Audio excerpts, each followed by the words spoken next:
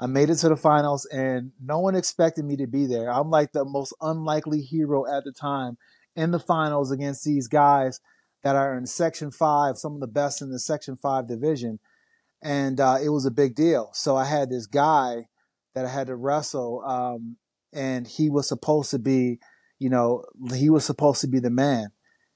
And I went out there and I.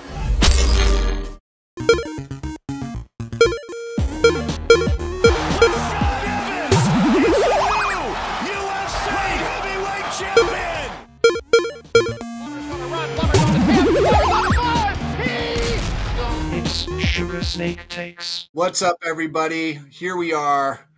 Jake's out here sunning and getting what's that energy, Rashad? You know, he's looking like you. He looks like you the way he's constantly at the sun. That's that sun etheric energy. Pulling from the ether. Pulling from the windy farm in Fort Lupton. Yeah, I'm out in Fort Lupton, man, soaking up some sun.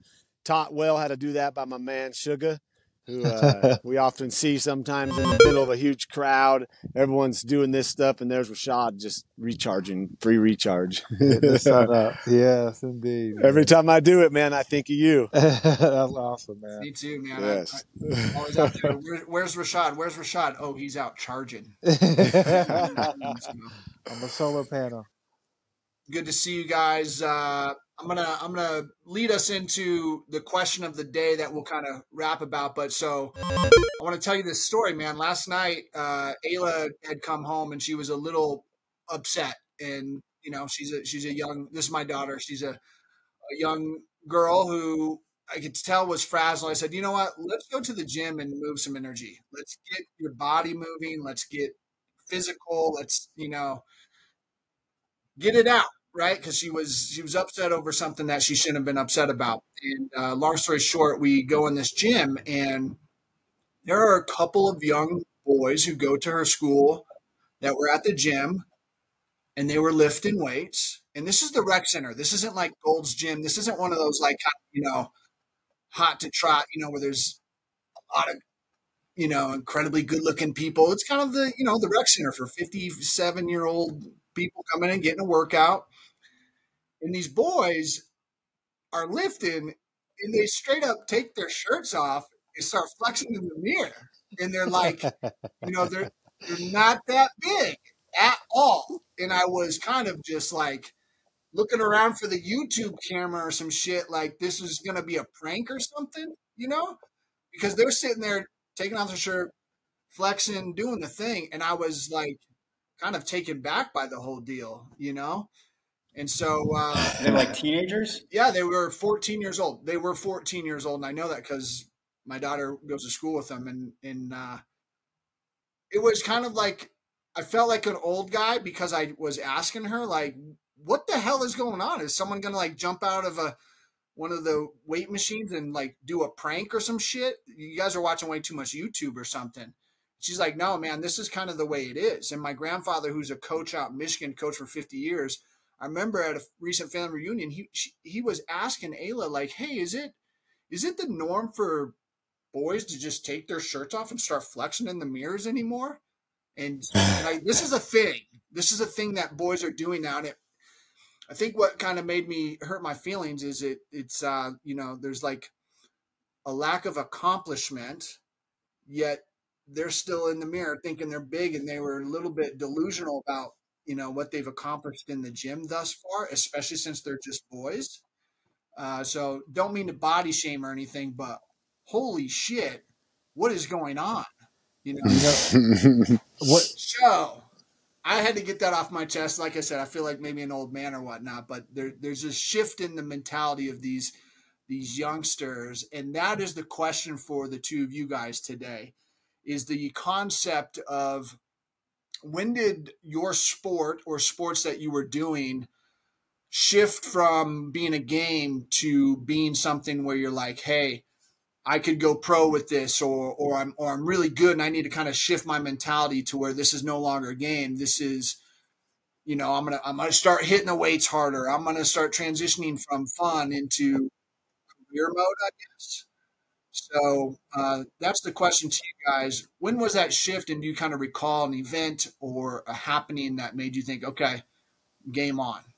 I'll go first. For me, I was in 11th grade, and I was pretty much hit or miss as far as like me being able to rise to the occasion and wrestle to my ability. But this year I started off at really good, and I was undefeated. And I was in one of the bigger tournaments of the area, and somehow, some way, I made it to the finals. I made it to the finals, and no one expected me to be there. I'm like the most unlikely hero at the time in the finals against these guys that are in Section 5, some of the best in the Section 5 division.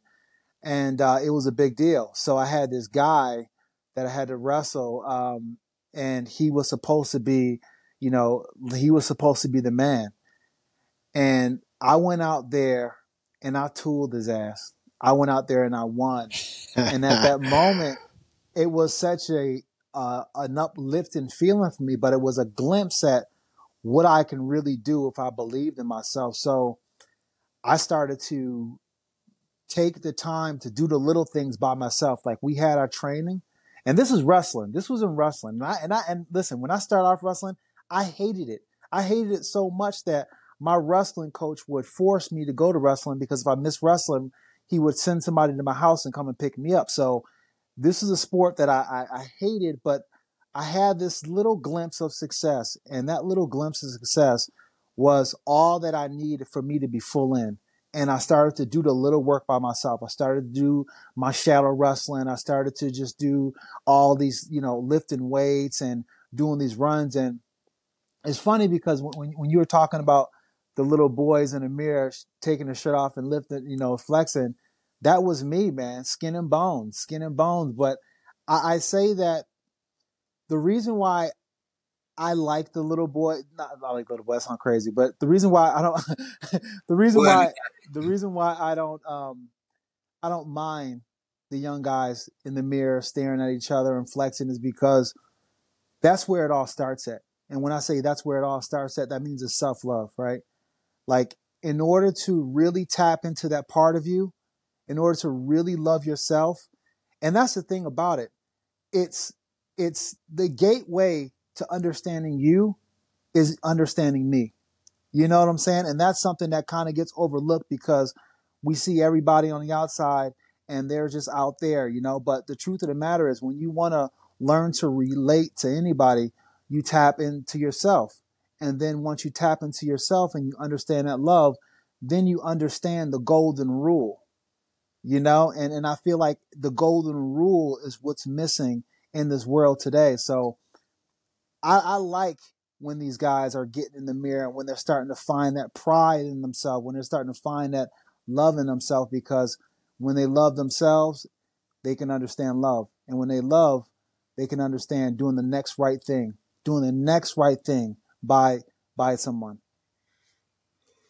I hear you, man. I'm still struggling with it, bro. I mean, the rec center is one thing. Maybe in like a wrestling room where, like, hey, we're all here working out and like this is a safe container, but like, grandma's over there and these little boys are doing their thing. But maybe I'm just getting old or some shit. I don't know, dude. I was like, I didn't get it. Was your impression, Dell, that they were delusional and that they thought that they were bigger than they were? That's where I was kind of struggling and trying to understand, like, the mentality of like how are their parents bringing them up. I just got back from Mavis's field day, okay, and granted, yeah, she's in the first grade or whatnot, but there were no competitions.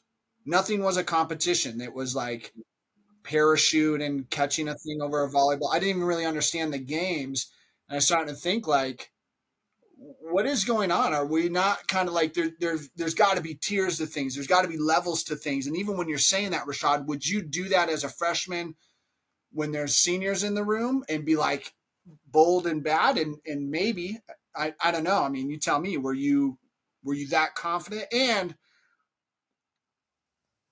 it's different because I'd assume you could back that shit up. I was that confident, and I was that ninth grader. I used to have seniors that wanted to beat.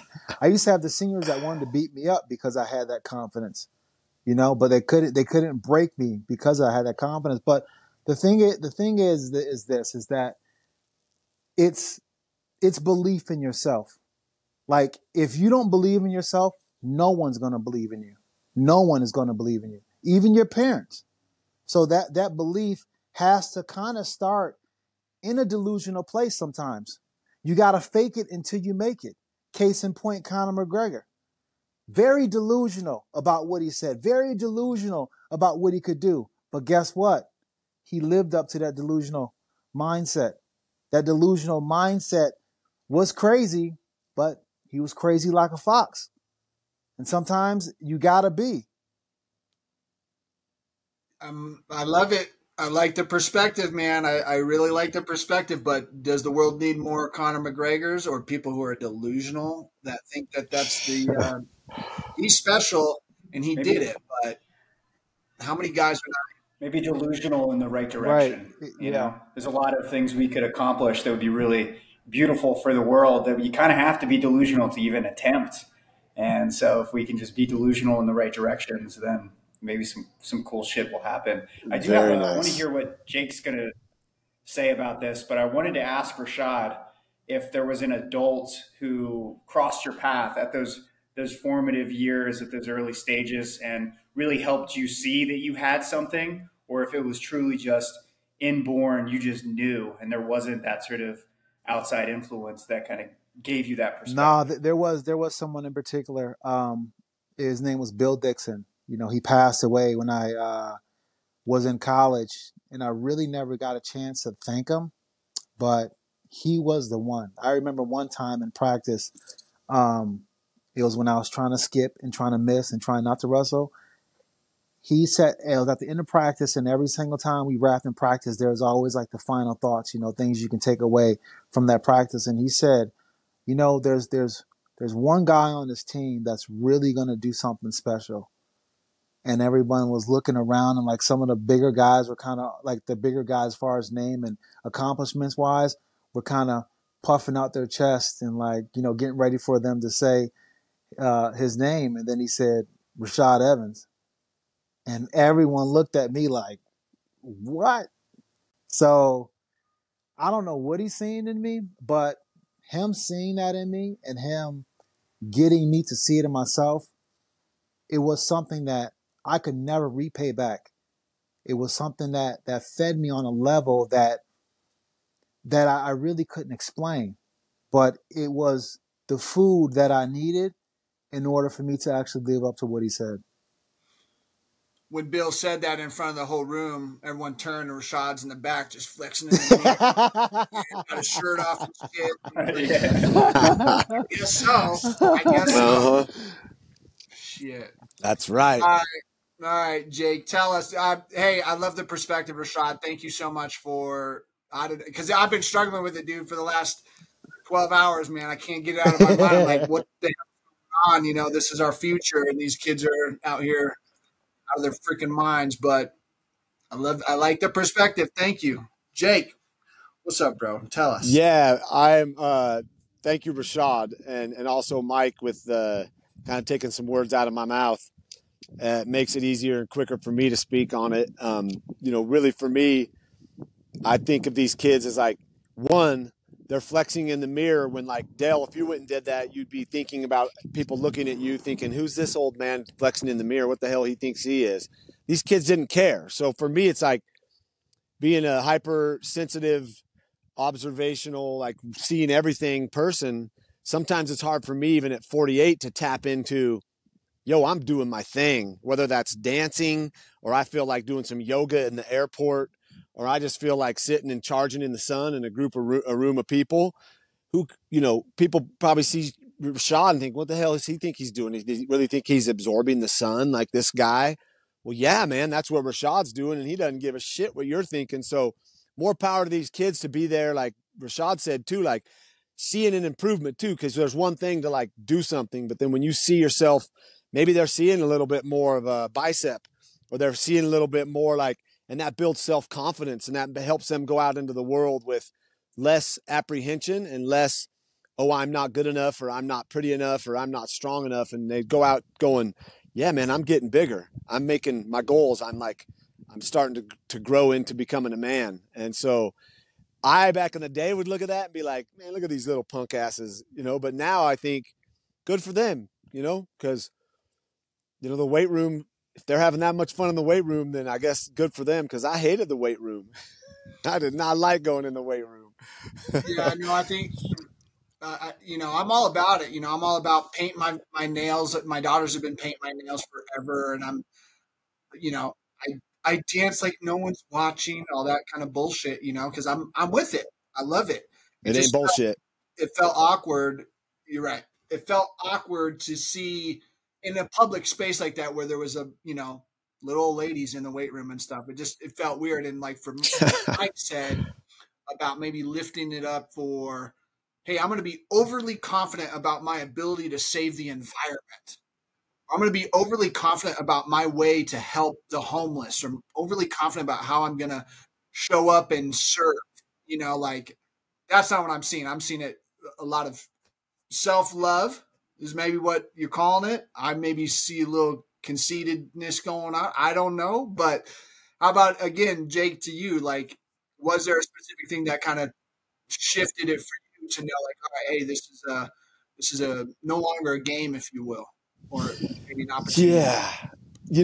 That didn't happen till really late in my career. And I'm grateful for that, because, for me, playing ball was like a dream of a childhood dream when I was a young kid, first, second, third grade.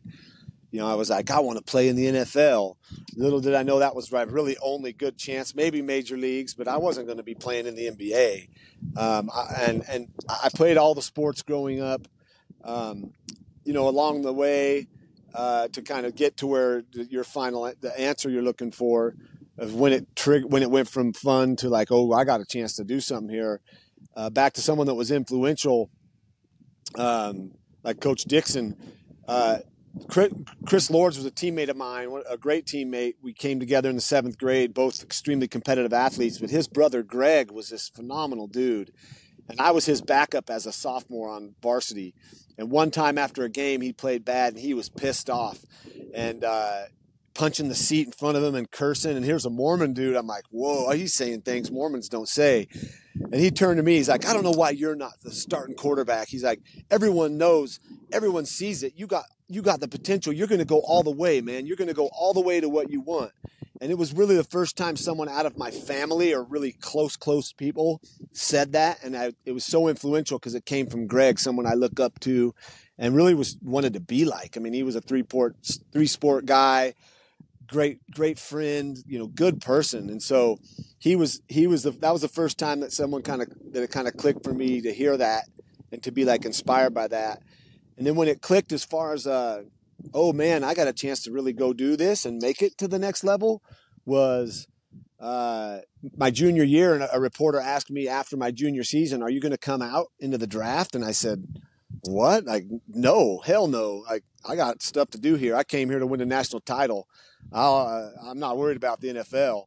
And then it kind of clicked like, holy shit, I have a chance to maybe go be in the NFL. If this guy's asking me if I'm coming out as a junior, I didn't have any clue I could even do that. Like it didn't register because I was so into ASU. I was so into like what I was doing there. And, speaking of lifting weights, that was something I didn't do till I got to college. I didn't lift weights. I didn't do any of that. I was skinny as hell.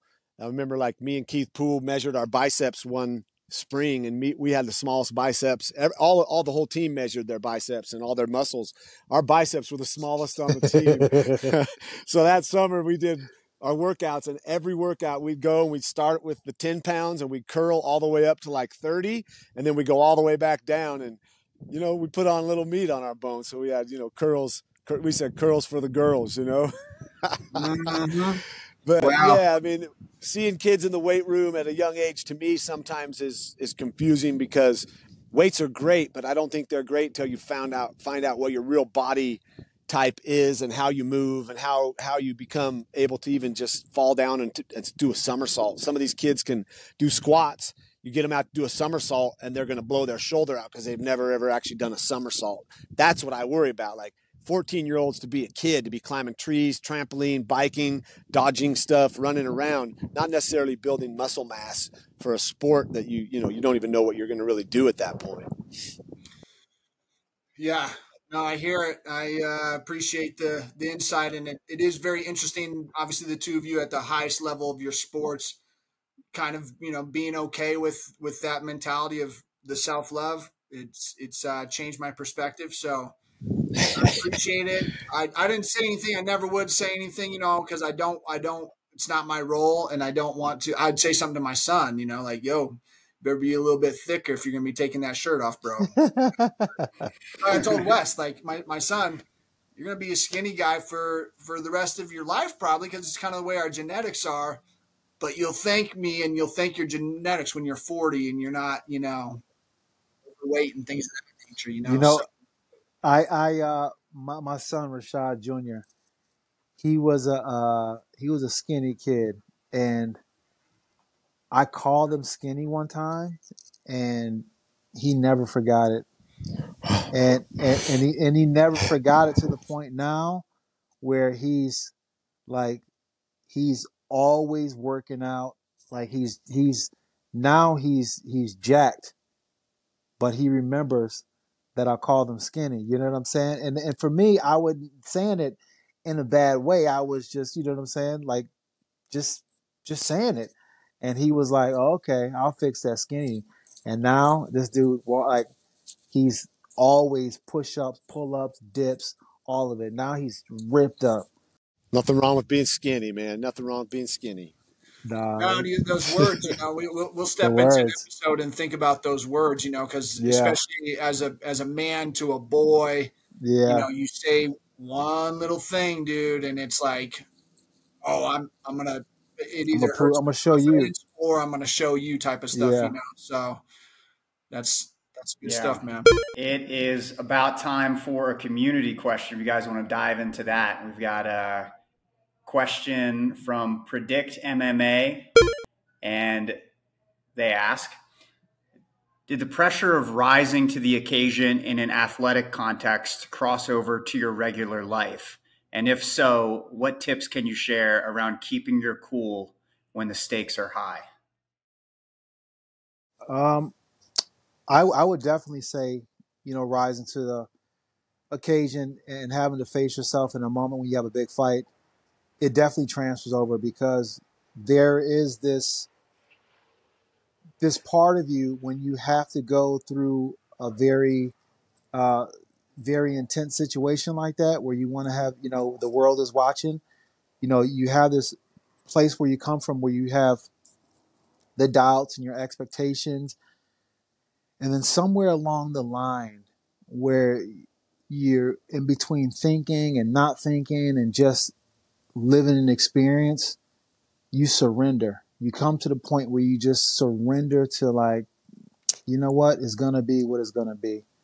And whenever you find that place to just surrender, you realize that that's all you ever needed to do was just surrender in the first place, and when I'm in my life now outside of the sport, whenever I find myself in those situations where I'm stressed about this, or I don't know how this is going to work out, I just kind of I just surrender to it. I just surrender to it and just understand that no matter what happens, no matter what the outcome is going to be, it's going to be good. So I learned that, and that's what transfer over is for me. That's nice. I would say, like, in my position and the what I had to do every day at practice, even in the weight room, even in the cafeteria, locker room, is holding things to a higher standard.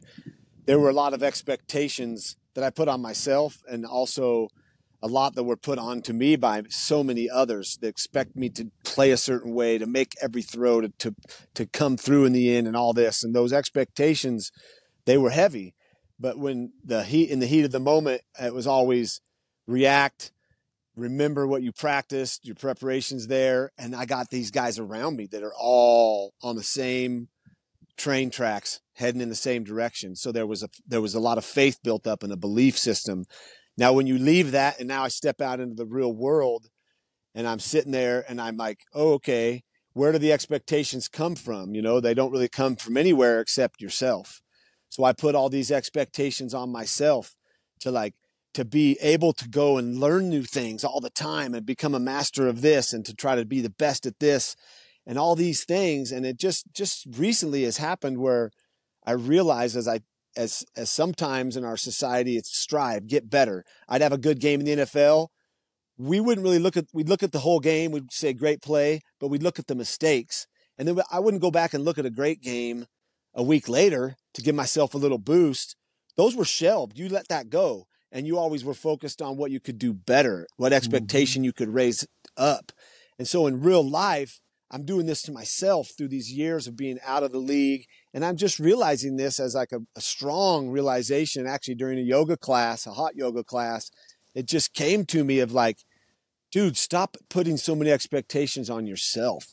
Stop once in a while and look and like recount and reflect on the people that you've affected positively, the work that we're doing with Umbo, the cause behind this, and just give yourself a big hug and a pat on the back and say, yo, man, you're kicking ass. You're doing really, really good, because I'm not trying to win this for the NFL, the team I'm on that's paying me a check. I'm trying to win this for humanity. And we all have to feel like a little less pressure sometimes in order to step into our real power. And so it's been a really good realization for me. Stress is never going away, but along the way, don't forget to celebrate those milestones that get you to that final thing. Celebrate them. Yeah, like take some time to go, that's right, man. Flex in the mirror, say, I've been working on these bad boys, Dale Jolly. Look, they're getting bigger. And then, he ain't on the cover of Muscle Fitness magazine, but he's moving in his direction. Yeah. You guys, as always, whenever we sit down and have these conversations, whether it's here on this podcast or as friends at Creekside or just whenever we're together, it's always so enjoyable to change perspective. And that's the thing that a lot of people need to do more of is, again, even stepping out of here, man, I was kind of in a funk mood, just like thinking about what's going on. Cause I know my daughter is a little bit disrupted about some other things too. So I've been thinking about a lot and thinking about humanity, people's mentalities, but changing your perspective is always really important. And that's actually why we went to the gym in the first place. She had her perspective. I said, look, you got to move your body, go outside or go to the gym or go to a yoga class or just do something to change perspective. It's not going to cure everything. You're still going to have some problems, but if you could kind of shift your environment a little bit, things will get better. And, maybe eventually build the confidence to flex in the mirror, man. So where your mind goes, your energy flows, man. Yeah. So right on, fellas. All right. Hey, another fantastic episode, short and sweet and good advice, good insight. I appreciate each and every one of you. Peace out. Peace, love, and mushrooms. See you guys.